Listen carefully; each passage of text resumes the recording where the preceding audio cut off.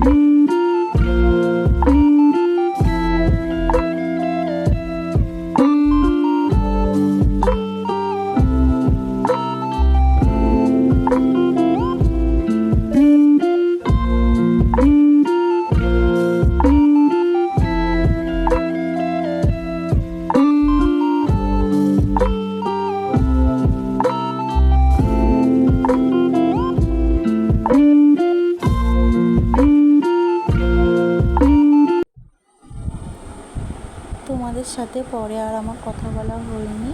এখন বিকাল হয়ে যাচ্ছে, আমি এখন ঘরটা ঝাড় দিচ্ছি।